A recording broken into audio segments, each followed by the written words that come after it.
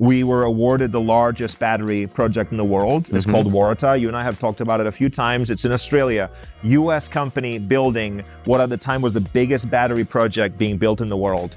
We did that because the local utilities asked us, we need a shock absorbing system for the city of Sydney. We need it to work in this very specific way. We were able to do that because we own the inverter company and because we have a power plant controller. And that's how we won the project. What's the size of that project? That's 1.8 gigawatt hours. Gigawatt hours. Almost 2 gigawatt hours of power.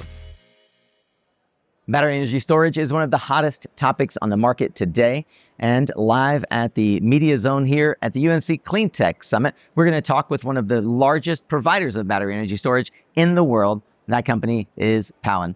I'm your host, Nico Johnson. The Media Zone is brought to you by FTC Solar, Powin, and Imperial Star. I'm joined by Anthony Carroll, the president of Powin. Anthony, it's good to see you. Good to see you, man. I'm glad to finally have someone from Powin leadership on the show. It's been a long time coming. I know. Thank you for that. Long time coming. Yeah. I feel like I've been watching you really understand and begin to dominate this space for a long time. You have a deep history in the power conditioning and power delivery industry. For those who are unfamiliar, although at this stage, I feel like a lot of folks should be familiar with Powin, how do you characterize Powin to your friends that have never really, that don't understand the storage industry? I think Powin is a combination of two things. One, it was funded and created as a family-owned company. And we still continue to represent those values out of the city in Portland, Oregon, but now all over the world. So everyone that works at Powin, I believe and I hope, as the president, that feels part of a big family. And that is really a reason why I think our customers continue to choose us. The other part is very early in the industry, we selected a strategy that was to buy cells from different providers, but then bring them to the US, test them in our lab. We've hired more than 250 people in that lab, test the cells, get all the data, and really predict the behavior of that battery long-term to be able to give that guarantee to our customers. That can seem like a logical thing to do. Nobody was doing it 3 or 4 years ago. I think that's one of the reasons why the company got to where we are today. Another reason why the company got to where it is today is because the leadership had a long track record of developing projects in the field and really saw the vision for where battery storage and battery capacity was headed, right? Absolutely. And positioned the company in a way, and particularly in California, to win early projects. Coming from the inverter side of the business, what got you excited about battery storage as the inevitable future of your career? Maybe to start, a shout out to Jeff Brown, who is a good friend of both of us. And I've learned so much from him. And you're right, that was exactly where Powin started, developing a project because it was so hard to really find one to be able to build. So what's the best solution? Just do it yourself. If you believe in your dream, you believe in your technology, just build a project, right? And then you validate the technology. That's what happened. And that is just amazing. Apart from that, what made me choose batteries? Jeff Brown, for one, right? When I met him, I was, I was at Siemens at the time, and I just met the team. They explained to me how they were running their business, how they were selling batteries. And I remember putting together a few slides on these are the challenges in the industry, and it would be great to find solutions for each of the challenge. And Jeff just saying, well, you should join us and find solutions to these challenges. And I accepted the challenge, and it's been great.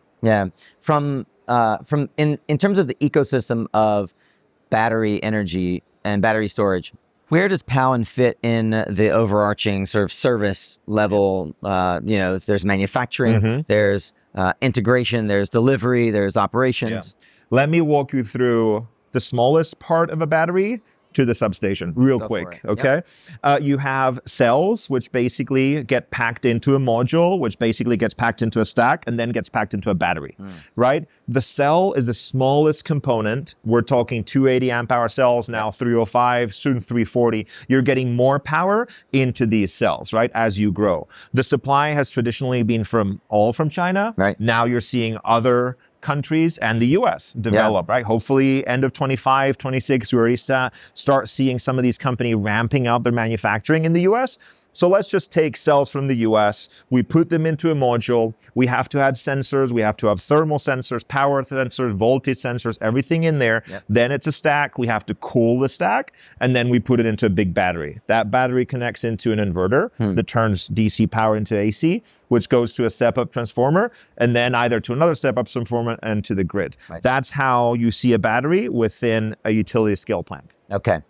And Powin participates in the entire stack of the product? Right now, we're not manufacturing cells. So what we're doing is we continue to use our lab in Portland to validate the cells from new suppliers. We are constantly onboarding new suppliers. Yeah. This is something extremely important. If you want to remain competitive and succeed long-term, you need to constantly update not just your customer base, but your partner base. Yep. So imagine you hear a new cell vendor out of China, Vietnam, the US, who says, hey, we're the next big thing. Sure. Powin brings it in, tests it, and makes sure it's valid for our product, and then launches it. So without the cell, all of the manufacturing of the module, the stack, the battery, then the inverter. You may remember we acquired EKS inverters. Yep. Then we sold a portion of that to Hitachi Energy, which kind of brings like a powerhouse combination there. Right up to that point, we're not building transformers yet. Right. Is Powin still in the business of integrating in terms of developing projects and really going out and owning the project level control of the deals? And I'm curious how prevalent that is still in the battery deployment sector at this point. We're actually in the process of acquiring one of our projects because it's so important for us to continue to own the value and the data. Okay. Right? The data of a performing asset is really valuable. Sure. Priceless, right? You have that data can be sold to other companies who are going to look at that and be like, oh, I can do a project with that mathematical model. Right. That's money, right? On the other part, I think we are definitely looking into that, and we are doing it right now. I'll give you one example. We were awarded the largest battery project in the world. It's called Waratah. You and I have talked about it a few times. It's in Australia. US company building what at the time was the biggest battery project being built in the world. How did we do that? We did that because AMO and Transgrid, the local utilities, asked us, we need a shock absorbing system for the city of Sydney. We need it to work in this very specific way. We need your batteries to respond immediately to our commands, voltage and power, and do it in a certain way. We're able to do that because we own the inverter company and because we have a power plant controller, which is the maximum level of software. And that's how we won the project. What's the size of that project? That's 1.8 gigawatt hours. Gigawatt hours. Almost 2 gigawatt hours of power. What is driving the adoption, especially here in the USA? What's driving the adoption on the utility scale side of the business of battery energy storage? I think three things. One, safety is where it has to be, right? If you want to deploy capital, there are a few rules to deploy capital, right? But the main one is it have to be a safe, certified solution. Batteries, until very recently, were not being installed in massive quantities to be able to have reliability data from the field, right? That's one. Now we know the solutions are safe. Now we can deploy them. Two, I think incentives and really utilities deciding that batteries are a good asset to own, not just on their books, but on their grid. Whether it's as a transmission asset, whether it's to retire a coal plant, whether it's to have them in that grid to make it stronger. And I think number three, maybe selfishly, there's just some great batteries out there. Yeah. You know, like really when you look at Powin and you look at some of our competitors also, they're good companies, bankable companies, large companies with great people. So let's build some batteries. So the industry has matured to the point where Wall Street can reliably bank the projects effectively. Yeah. All right. Well, let's talk about as the industry grows, the workforce has to come alongside. I hear a lot of folks talk about the workforce opportunity and even the workforce development happening for solar development in the field, for installation, for employees in module factories. We now know that almost something like 30 battery companies are talking about building factories here in the United States, including Powin. Where are the job opportunities on the battery storage side of the business writ large? And Brett, feel free to talk about what the specific opportunities are at Powin, but I'm curious about the roles, the transferable skills. Where do you see people coming from that can bring those skills into the storage side of the business? 100%. And I love the question, and I love being here at UNC. all of the questions on the panel that I was speaking, it was actually decoupling supply chain from China. Yeah. All of the questions were from students. Wow. Then like 10, 12 students came up and sat patiently in line just to say hi, just like really like saying, hey, you guys are doing an amazing thing. One of them Students are hungry. really impacted me. He talked about transparency. He said, hey, could you share more about your ESG report? Like, how are you carbon neutral? What are you doing? Yeah. And he cared. Like you could tell they cared. So I will say the same thing I said to one of these students who came up for career advice. One, do what you're passionate about, because if you do that, it won't be work. Right. And it's not just about saving the planet and doing the right thing, which it is, but it's also about, you need to enjoy it. Yeah. If you believe in it, you love what you do. I do. Like, man, I love what I do. Yeah. Right? You can sense that. Yeah. Find that thing. And again, I'm not trying to convince people to join this industry. What I can guarantee is this industry has a need for talented, motivated people. And you ask me in which divisions, I would split it into two groups. One, think about innovation. I think too much of the renewable space is focused on building stuff. Right. You know, hey, we need a factory here, we need a factory there. But where dreams are made are usually in the lab. Right? Yeah. So I love that kind of really passionate person who wants to create something and wants to add value to something. So if you have that inspiration and ability, you know, go invent. And there are some tremendous labs. I mean, not only our national renewable energy labs, but all across the United States in universities like the University of North Carolina, there are bright students innovating, and those technologies, companies like Powin can adopt, can spin out of the university. 100%. Is there anywhere you see a deficit, a particular skill set that's still a deficit in the industry? I think I'll say two areas really come out as I think a deficit. I think one is in engineering, we need more people who have done it before.